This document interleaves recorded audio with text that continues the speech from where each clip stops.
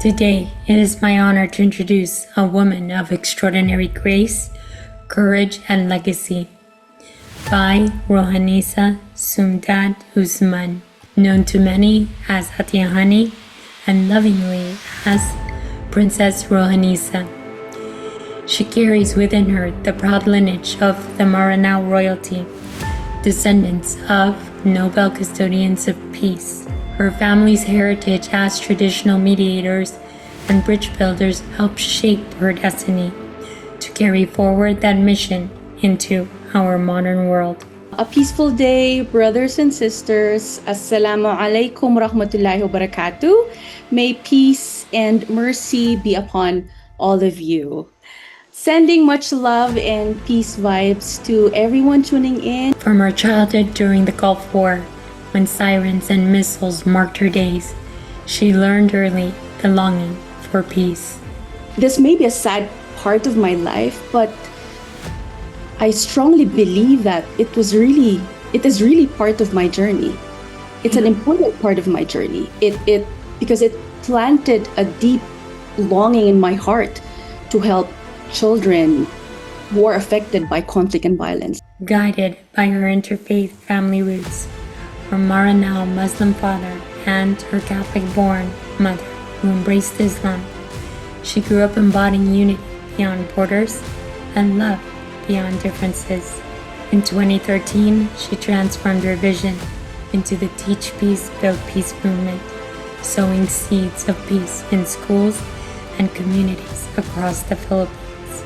With a dream, because there came a point in my life that something was missing, something was lacking. So I prayed, I discerned, and there I had a vision, I had a dream, which is to raise a generation of Filipino children who know what peace truly means, even in the face of conflict and violence. Her story reminds us that true royalty is not only in the bloodline, but in service to children, to communities, and to humanity. She teaches us that peace is not just learned, it is lived, it is felt, and it begins within. Art reaches the heart even faster than words. Creative expression helps everyone connect with others. It helps us speak after finding it difficult to share our story, or even face our emotions for a long time. It deepens one's understanding of someone's pain. It deepens one's understanding of someone's narrative. It helps us understand ourselves. It also helps us heal from our past, and it helps us build a kind of hope that gives us space to express how we imagine a more peaceful world for this generation and our future generation. So join me as we enter the luminous journey of a woman who bridges faith, honors her ancestors, and inspires the next generation of peace heroes. Here is Bai Rohaniza Sumndad-Usman.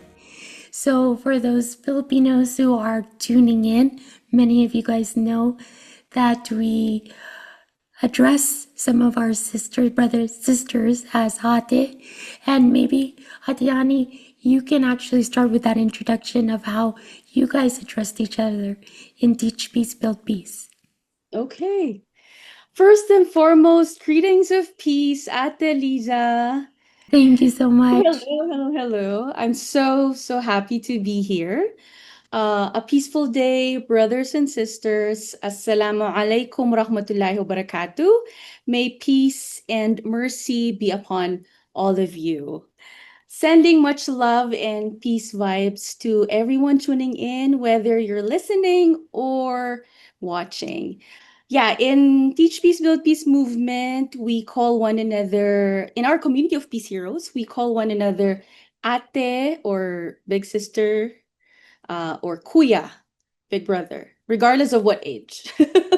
So it's because it's part of our one of our core values, which is that sense of family spirit. Yeah, the Yes. sense of brotherhood. Yes, I know, Atiani, you weren't prepared for that, but Atiani and I were communicating earlier prior to the interview, and of course, she asked me to address her as Atiani, which is big sister, even though I am probably the older one here, and I would be the big sister. So I also do that whenever I'm in the Philippines. All the women and men, I call them ate or kuya. It's just a sign of respect for me as a brother or sister to say that. But with that introduction, let's go ahead and jump in, everyone. Atiani, let's begin with your story. Can you take us back to that moment as a child during the Gulf War that shaped the commitment to peace? Oh wow. My formative years were spent far from the Philippines where I was born. I was born here in the Philippines. I was just 7 years old during Gulf War when my family was living in Riyadh, Saudi Arabia, when the Gulf War broke out. Uh, I still remember how everything changed in our lives. Sirens going off when a missile is coming, the feeling and the sound when missiles are dropped. Uh, my dad plastering all our doors and windows just in case a chemical explode, just in case of a chemical explosion that could poison all of us. Uh, and I could vividly recall people getting displaced because of war. Our school even became an evacuation center, and we had to wear our gas masks everywhere. So that was part of my childhood. And I remember talking to one of the Filipinos who got displaced, and I asked him, "What happened? Why are you here?" He said, and I could never ever forget this. He said, "Because of war, I could no longer provide for my family. I could no longer provide for my children."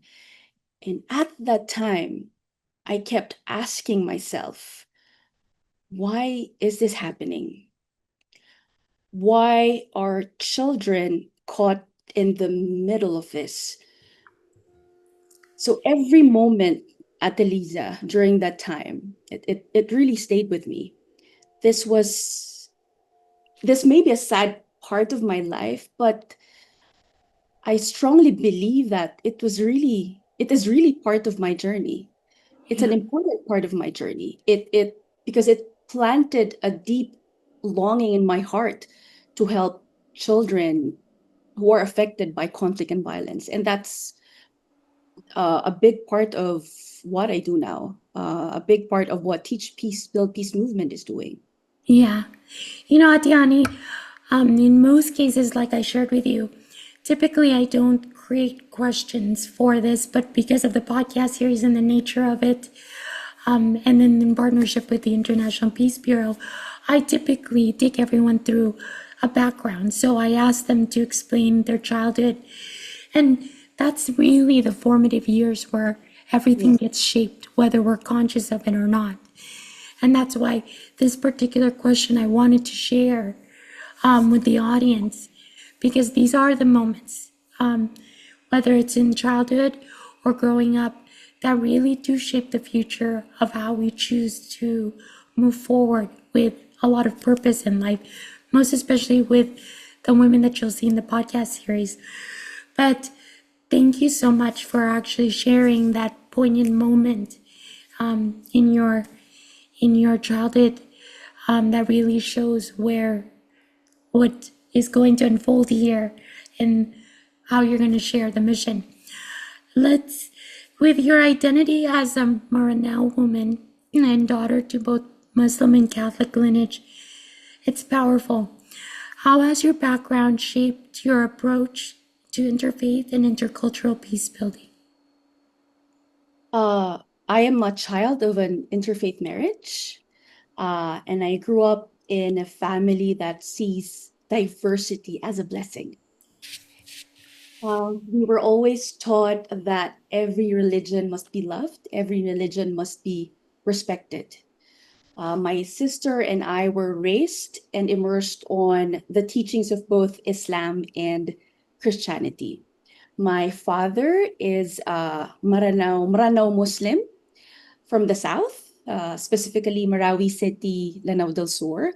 And my mom who converted to Islam, comes from a family who are all Christians. They're from Bulacan, which is part of Central Luzon region. So Yes. north, yeah. So it's really a beautiful love story between my parents. Uh, there may have been a lot of tests, a lot of challenges caused by cultural backgrounds and limited knowledge about Muslims during the earlier stages of my mom and dad's love story. But as they say, love knows no boundaries. Correct. Love moves in wondrous ways. So my parents became the bridge builders of their families when they were introduced to each other's families. And every moment with them, even if we're the only Muslims in the in my mom's family, it has always been a beautiful and amazing journey. It has always been a beautiful and an amazing experience. I would say, Ateliza, this part of my life taught me early on how we can all be bridge builders in our communities amidst our differences, regardless of who we are, what culture we have, what ethno-linguistic group we belong to. So that's why I approach our interfaith mission in Teach Peace, Build Peace movement with so much curiosity, with so much empathy and compassion. Yeah. So Atalisa, because of my family background, I have always valued and honored every person's story and every person's context. Yeah. Yes. No, thank you so much for sharing that. That has always been the mission of 8 billion, specifically, as to really build unity. And so that's why, beyond any borders, that's what that's what we are here to do, really. Most especially the women that are on this podcast series, you'll see they come from all walks of life, from all around the world.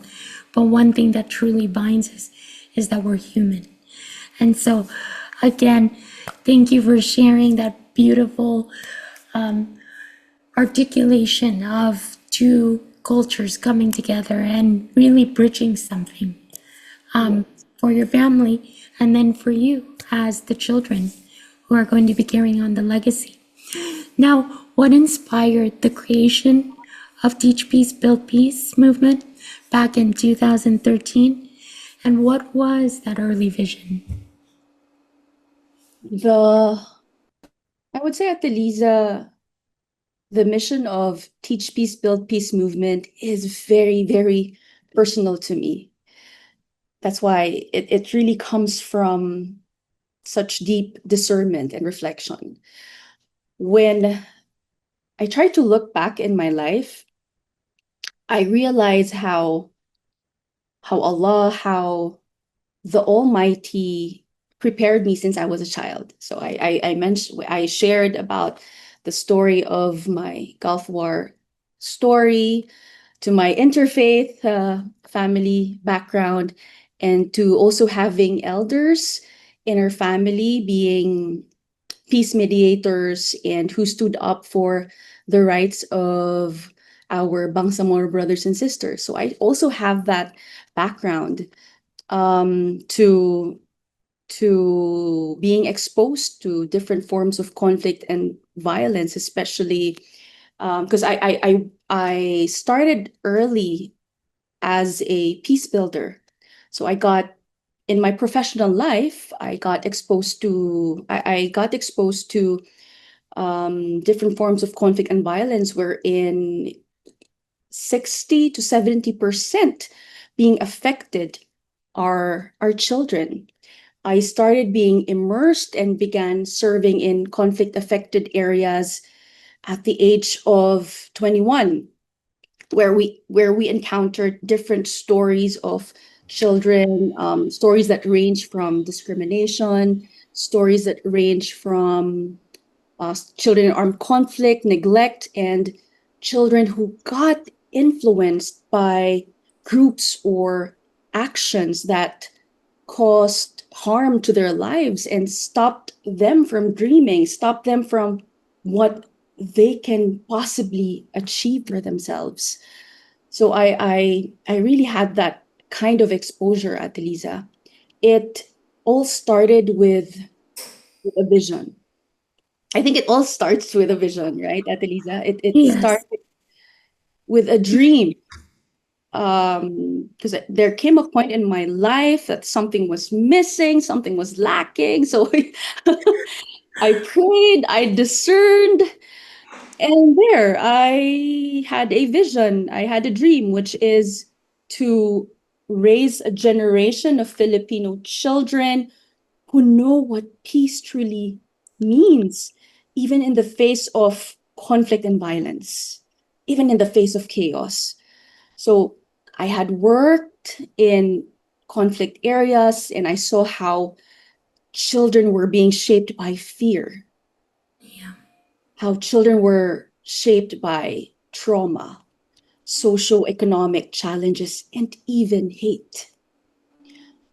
And then I kept thinking, I kept on reflecting on these issues.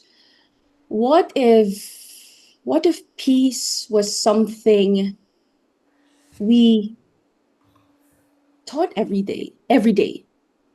What if, just like science and math, what if peace was taught in such a way wherein it's it's part of our daily life?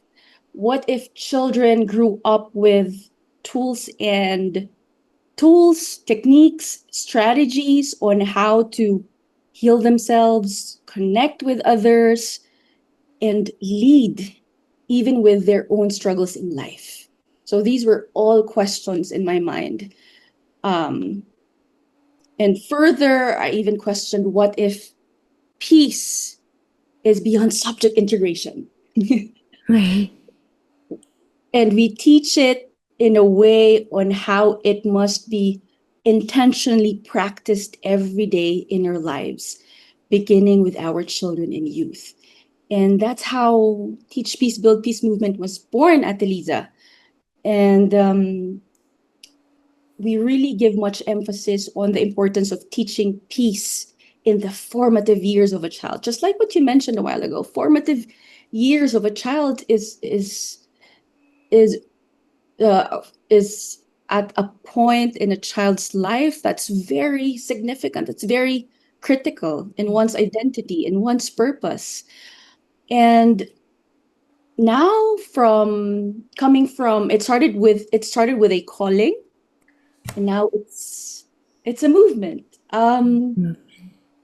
Yeah, wow, I'm getting emotional. We're It's become a movement. And now it has become every Teach Peace Build Peace movements or Teach Peace Build Peace movement members' mission. And we look forward to building a citizenry of peace heroes, one child, one family, one school, and one community at a time. You know, I can't begin to tell you how much that opened up my heart. Not many people know this, but lived in the Philippines on and off in 2012. I was visiting since I was young, but there was something, I come from a business background, so that's why my having to learn everything in through International Peace Bureau and to expand my learning curve with all the women that I had to interview was had to expand into something where it really tested the depths of me, but what I knew was to share my heart. And hopefully, in being able to interview many of you guys, that's really where we would all be able to connect here together and then into the audience. But in 2012, for a short time, I moved to the Philippines because I wanted to be of service. There was something missing in my life. And I had a thriving real estate business, family business, but I knew something was just calling me. My time there was cut off because I had to come back here to the United States. I also had a little boy. So, that was one piece of my life that I felt like it was incomplete. And then after the passing of my mother, I went back in to create 8 billion project, which would start with the Philippines and then expanded into more of this global mission for myself. So I share with you the same sentiment, Adihani, that it is a movement. It is a movement. So thank you so much for your service. You're a gift. You're a gift, Ate Liza, to thousands of people, especially women. Thank you. Thank you. Thank you so much. But with that, let's continue on. I understand that one of the first communities you served was in Maguindanao during a very volatile time. What was that like, and how did that shape the trajectory of the organization? It was heavy. It was emotionally intense. This was few days after the Mama Sapano incident. We were there to document stories of children, youth, and families who got affected by the clash. We wanted to highlight their stories of faith, their stories of strength. When we arrived, the said incident uh, had just displaced families, so it was really heavy. But you know what, Ate Liza, listening to their stories, uh, their stories gave us strength and inspiration to raise more resources so we can help more children and youth who got affected by that incident. So we started we started with bringing their stories to Metro Manila, then followed by partnering with schools and communities in our flagship program. So we started. That's where and when we started our flagship program, which we call the Peace Heroes Formation Program. It started with schools and communities of Peace Heroes Formation Program, and now we call it Peace Heroes Formation Program. So this was the start of showing everyone that peace education is possible even in areas affected by conflict. So this was the start of having models, having examples, because at the time and even now, we still have a lot of challenges when we talk about the integration of peace education in our schools and communities. So this was the start of finding ways in institutionalizing the planting of seeds of peace in the hearts and minds of our children and youth through innovative peace education. Well, Yeah, that's the no, beginning, Ate Liza. that is the beginning of Peace Heroes, right? Because we're gonna Yes. jump into this. Can you walk us through the two main tracks of programs, which are prevention and aftercare, and Mhm. how do they complement each other? Okay. Yeah, this is quite long. It's a long story. It's okay, we've got time here. This is to share the The innovative work. Thank you, Atelisa. The Peace Heroes Formation Program was established back in 2015 in support of mainstreaming peace education, and we really wanted to improve schools and communities' capacity in establishing a peace education program, as there have been numerous challenges when we talk about the integration of peace education, as I've shared a few minutes ago. The Peace Heroes Formation Program was designed to have models and examples, right? It has two tracks. Uh, One is the Building a Citizenry of Peace Heroes track, which is also known as Prevention and Protection track.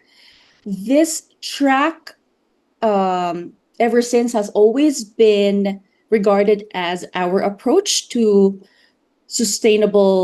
having sustainable peace, to nurturing seeds of peace in the hearts and minds of our children and youth. We have been doing this through creating peaceable schools and communities. We have formations for children to be ambassadors, to be good examples, to be models, to become peace heroes in their schools, while also, capacitating I the love that. different sectors who have such great influence amongst our children and youth. Who are these? Parents, guardians, parents or guardians, teachers, youth leaders, various leaders from their schools and their communities. While we are molding that child to become a peace hero in his or her school and community, we are also creating a peaceable environment for that child to thrive, to feel safe, to feel valued, and to be peaceful and mindful. So that's the prevention and protection track. While the other track, we call it the aftercare peace track. On the other hand, the aftercare peace track is a journey through which returnees, especially children and youth, have strengthened resilience and appreciation for a peaceful coexistence in support of their transformation, reintegration into the community, and aftercare as peaceful citizens. Both tracks go hand in hand. One protects our young people and prevents them from doing things that can cause harm in their lives. And the other one restores and makes them rediscover their strengths and capacities. And Atelisa, I really would like to share stories of our returnees. I really would like to give emphasis that we regard our returnees as brothers and sisters, regardless of their past, as long as there's willingness to learn and the intention to be part of our peace building community is there. A lot of moments about this track really stayed with me, Atelisa. Most of them would usually tell us how Teach Peace, Build Peace movement became their safe space, their safe place. And every time we hear that from them, we always get teary-eyed. Yeah. And one of them even wrote how she's grateful for having TPBPM in her life as she learned more about how to cultivate inner peace. And according to her, she will forever carry this with her, especially during difficult times in her life. Some of our youngest brothers in the program are now studying under the Bangsamoro Autonomous Region in Muslim Mindanao Ministry of Basic, Higher, and Technical Education's Alternative Learning System. So they're now studying at the Liga.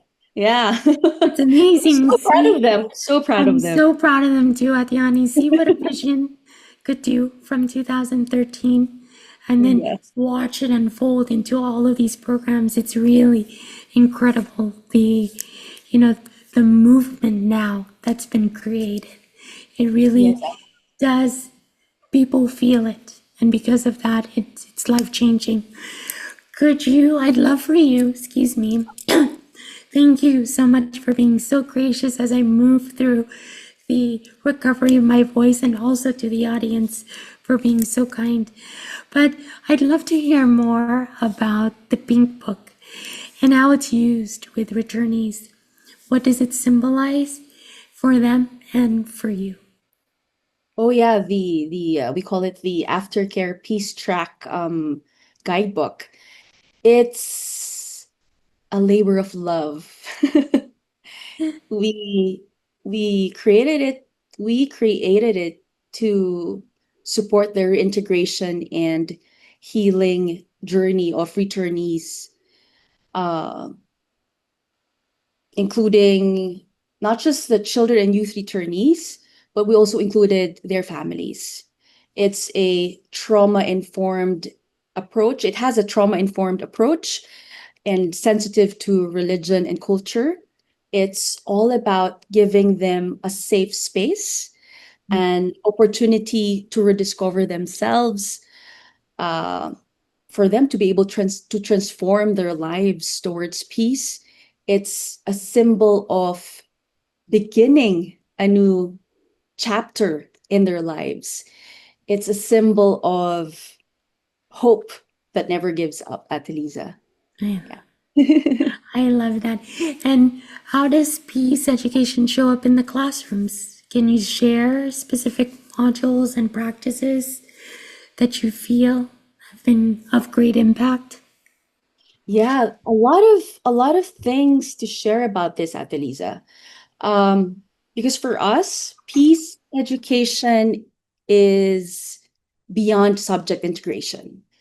It is and must be it is and must be holistic for us to be able to create a culture of peace, for us to be able to create a culture of creating peaceful habits, um, for us to be able to create a culture of being able to provide safe spaces for our children and youth, for them to thrive and be peace heroes themselves. In Teach Peace, Build Peace movement, we have what we call creating a peaceable classroom, uh, what we call creating a peaceable classroom or creating a peaceable learning environment. A peaceable classroom was first coined by an elementary school teacher and a conflict resolution expert. His name is Mr. William Kreidler. He saw that conflict in the classroom was caused by a lot of factors, such as exclusion and lack of respect and care for one another. So we further developed and contextualized the peaceable concept to our schools and communities here in the Philippines to help create safe, inclusive spaces where a child feels valued, a child feels heard and seen. We intentionally created strategies, tools, and this is we have a book. Let me get it here. This There is it is. yes, yeah. So this is one of our learning resources. Creating it's called Peaceable Classroom Toolkit. Toolkit. Yes. So we in this book, you'll see a lot of strategies, tools, and activities to help integrate peace education into our daily routine in the classroom. Again, it's this is beyond subject integration, from having peaceful morning routines like mindful minutes. We have what we call minutes, Yeah. which is about starting our day with a peaceful heart and mind through breathing exercises, basically beginning our day with a quiet time, setting our intentions for the day. Yeah, so that's part of our peaceful morning routine. And it's part of the book because we really want this to be mainstreamed, to be institutionalized in schools and communities. We also have what we call Universal Goodness 5, plus Learning to Live Together practices. These were inspired from Peace Rev and Arigato International that guide learners toward responsible and peaceful behavior. We also have been applying, and these are all being done in our schools, the application of peace jargons and peace claps. Yes, which we, Nice. yeah, which we originally formulated that consist of peace-focused terms that help reinforce focus, empathy, nonviolence, and understanding in daily interactions. Ate Liza, our viewers or listeners can check more of these in our Peace Hero Kids TV YouTube channel. Yes, Wow.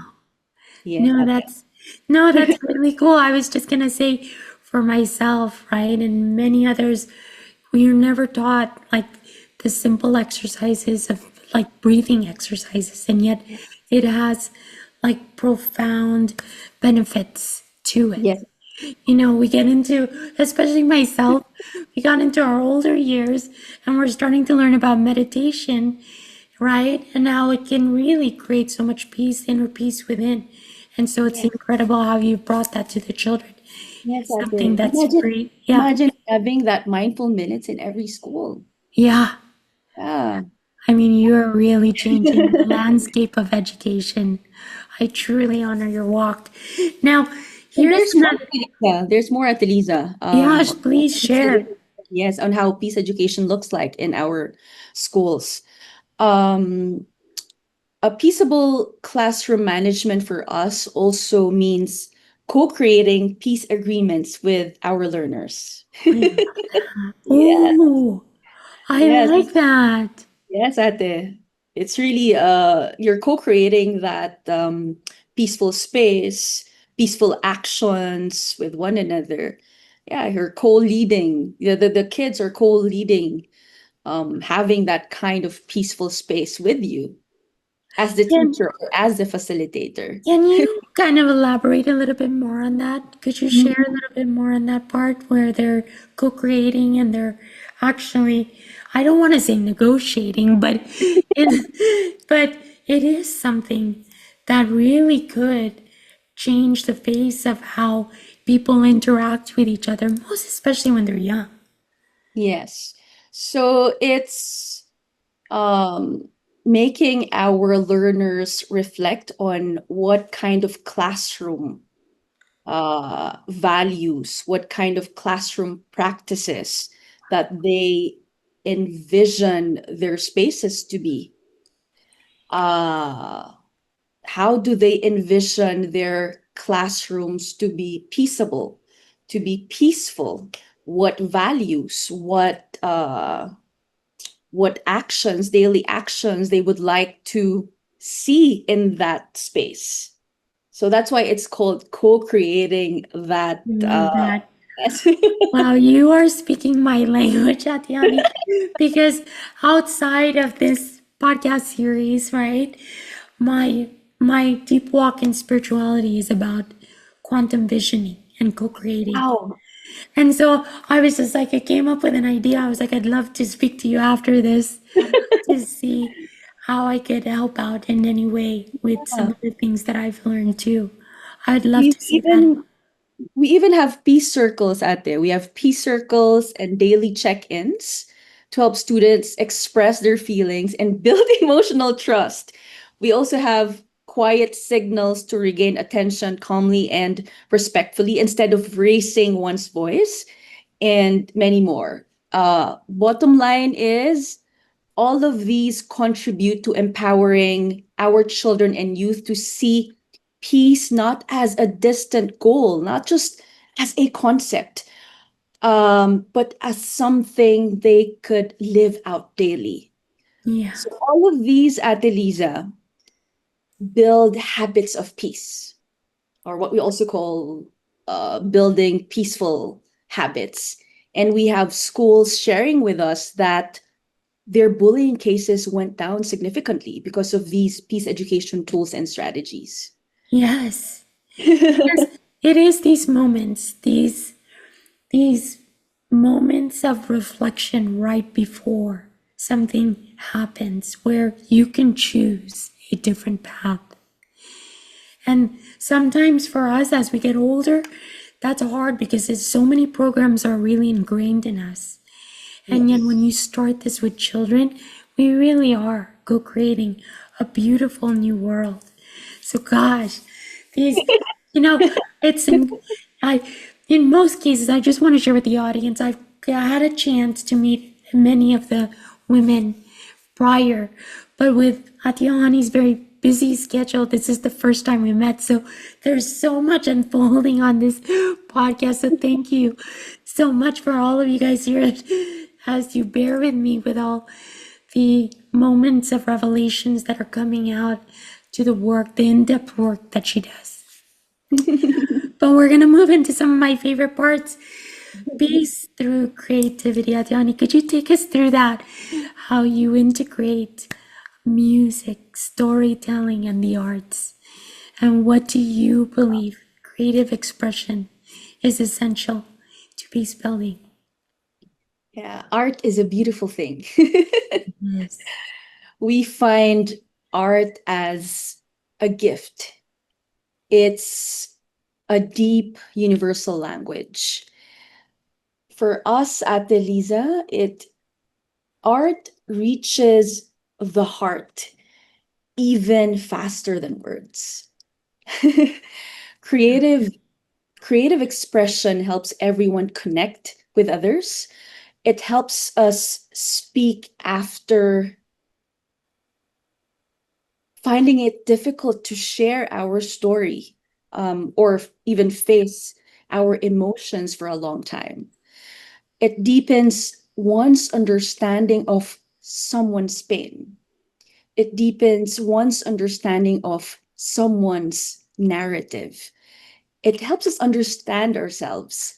It also helps us heal from our past, and it helps us build a kind of hope that gives us space to express how we imagine a more peaceful world for this generation and our future generation. For us, peace isn't just taught, it is felt. It is also felt. And art helps us feel it, helps us feel peace. No, that I'm starting to get emotional because I'm big into the arts, into dance, into expression, into anything that makes you feel like you could really express the beauty that you feel inside. And so, again, something incredible that you're bringing to many of the younger children, not in the places that you're being taught.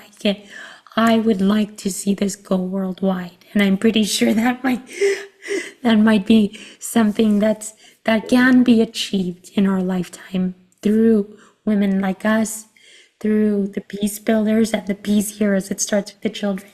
So really, thank you so much for that. How about music for Peace Camp? Could you share a little bit more about Oh, one of our favorite programs. that? Yeah.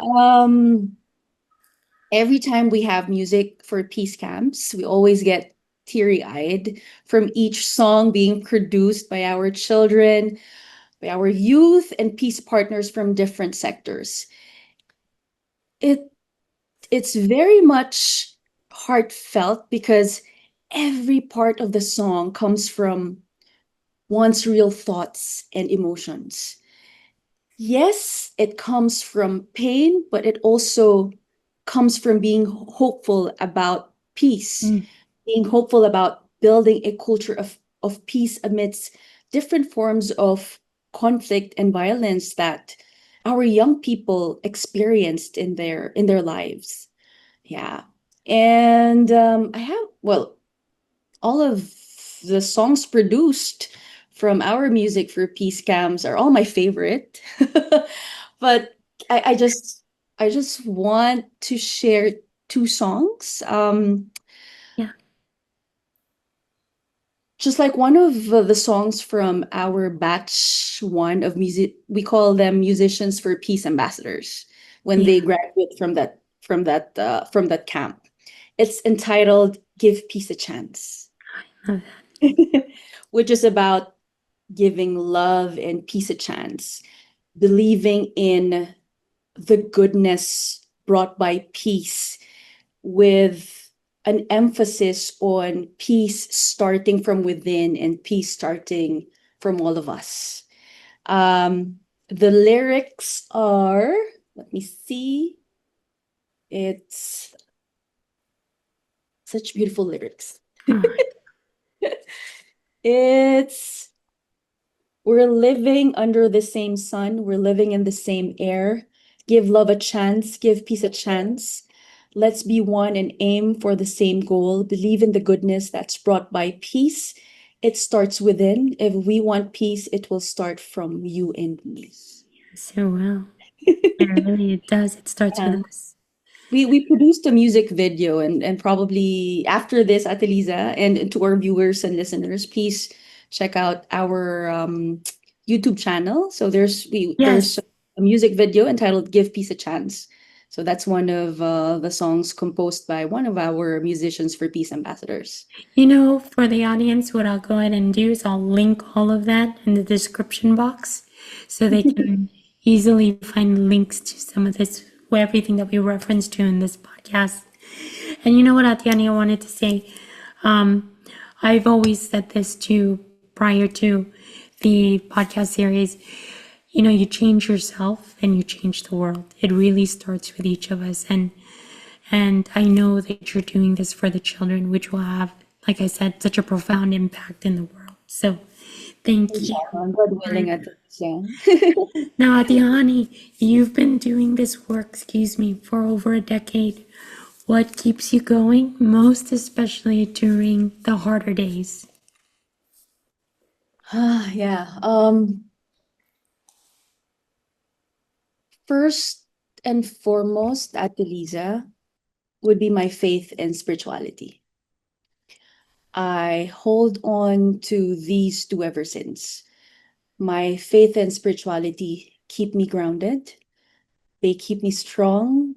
They keep me patient and compassionate, even in most difficult situations and in most difficult conversations. During hard times, it's my faith and spirituality that keep on reminding me to hold on, to never stop believing that everything happens for a reason, Yeah. that we all have a purpose in this world. And if we fulfill Allah or God's mission with the purest of our intentions, He will always lead us. He will always guide us. That's why when you check my Facebook, you'll Mm-hmm. see these as my profile photo and cover page. Fill your heart with iman. In Arabic, it's an Arabic term which means Mm-hmm. faith, and it will become the most peaceful place on earth. And in my cover page, in my cover photo, I mean, it says, take care of the hearts of the people, and Allah will take care of your heart. Yeah, so that's first and foremost Beautiful. my faith and spirituality, ate. Oh, Um, and next is every member of our community of peace heroes. The the teachers, the parents, soldiers, local government leaders, and most especially our children and youth. When I feel tired or discouraged, I think of their smiles, I think of their laughters, the dreams that they shared with us. I remember a child telling me, Ate, gusto kong maging peace hero tulad ng mga ate at kuya sa Teach Peace. I want to be a peace hero like my big sisters and big brothers in Teach Peace. And reflections like, I want to teach peace like you. Thank you so much for helping me discover what peace truly means. So all of these, Atelisa, they fill up my love and inner peace bucket. I love that. And these narratives keep us going and teach peace, build peace movement. Yeah, I love that, Adiani. For me, especially, all of this resonates because at the core of the mission here, 2 at 8 billion, is unity, always anchored and guided by love, right? That's where it starts from. And I really do honor the path that you take, really diving deep into your spirituality and then really sharing that with the children. Now, here's where we're going to go into deeper reflection. What is your vision for Teach Peace, Build Peace in the next 10 years? Ah, I, together with the community of our peace heroes, have so many dreams. We have a lot of plans for our Teach Peace, Build Peace movement family. So when we talk about vision, when we talk about having dreams for our community of peace heroes, we continuously envision Teach Peace, Build Peace movement growing even stronger, being more sustainable, inshallah, God willing, and deeply rooted in schools and communities, continuously creating peaceable spaces through both formal and non-formal peace education. As a nonprofit organization, it's always going to be very challenging in terms of resources, but we continuously dream of strengthening our community of peace heroes. We continuously dream of our movement becoming one of the consistent knowledge resources for peace education when it comes to uh, teaching peace to children and youth, where our homegrown theories, strategies, tools that I've shared with you, Yes. our creative strategies empower more schools and communities to embrace culture of peace, not just as a lesson in a classroom, but a way of life. Um, and there's this long held vision, long term vision ever since we gave birth to Teach Peace, Build Peace movement. We really dream of the realization of having a sanctuary where peace lives and breathes. A creative, wow, inshallah, God willing, at Liza, a creative learning hub that embodies the heart of peace education. Yeah, so that's one of our Oh like, my gosh, I'm holding, Atiani, I'm really holding that vision for you. I really am. thank And you, I know Ate. it is definitely going to be built out. That Thank you, sanctuary. I know Ate. it's going to happen, hopefully even before 10 years, but always in the divine timing of our Creator. Right? Yes, Ate. Yeah, nothing is impossible. No. If you, I mean, would you have ever imagined where you would be today? Even if I took you back, remember with that question in 2013, could you ever imagine what would have ever unfolded? Right? Yeah, So, it has been yes, a it has been challenging, but a very beautiful peace journey, Ate Liza. right? Exactly. Because Yeah, this is what I wanted to share. As you dive deeper into service to others, you dive deeper into finding the deepest crevices of your heart. And there is always more to give. Oh, Atiani, with that, what would you tell for all the young people listening, most especially to the girls who want to change the world? with so much chaos happening both in our online and offline world, your role is very important. We are born carers and nurturers of our communities. And as young as you are, you can make a difference through your kindness, your voice, your love, and your courage to make this world a peaceful place to live in. Peace begins within our hearts, our minds, our actions every day. Peace begins with you. You are bearers of hope. You are peace storytellers and builders of bridges in communities that long for healing, that long for safe spaces, and that long for peace heroes who could be their light and hope. Please know that you are not alone. We are together in this journey towards building a citizenry of peace heroes. You are the difference. You are the peace. Mm. You are the movement. Start creating your own peace story. I love that. It will inspire, not only the women, the younger women that are looking to rise and make a difference in the world, but to even all the young men. This is not just for women, this is for men. We are building a new world. Thank you so much, Atiani, for all your contributions to creating a beautiful world through Teach Peace, Build Peace. I cannot wait to meet you in person and be able to collaborate with you or to help support the mission in the future.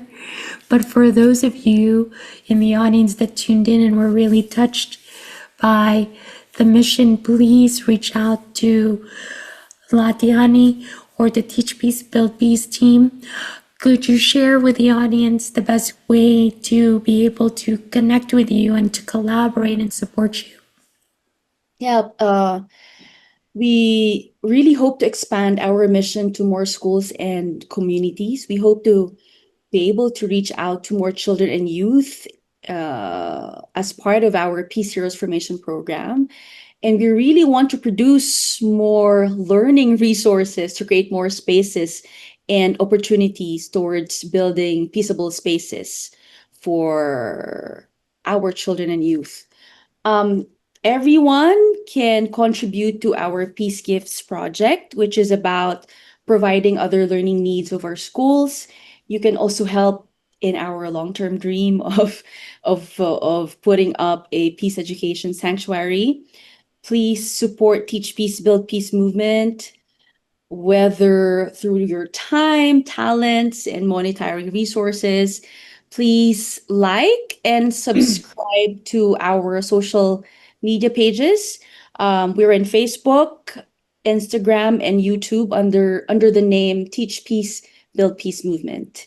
Yes. Yes, thank you so much. And for the audience, like I said earlier in this podcast, everything is always going to be found in the description box that will link to Atiani and Teach Peace, Build Peace work. So Atiani, from the bottom of my heart, thank you for this very moving and touching podcast. May you continue to be an emissary of light and peace in this world. And again, thank you to the audience for tuning in to our second to the last episode of this podcast series. It's truly been an honor to not only be in space with these women as agents of change, but to have connected with many of you guys out in the audience. So thank you again, and stay tuned for our final episode coming up with Nobel Peace Prize nominees, students of Serbia. Thank you, Atiani. Thank you, Ate Liza. Have a peaceful day, everyone. Have a peaceful day, Ate Liza. Thank you.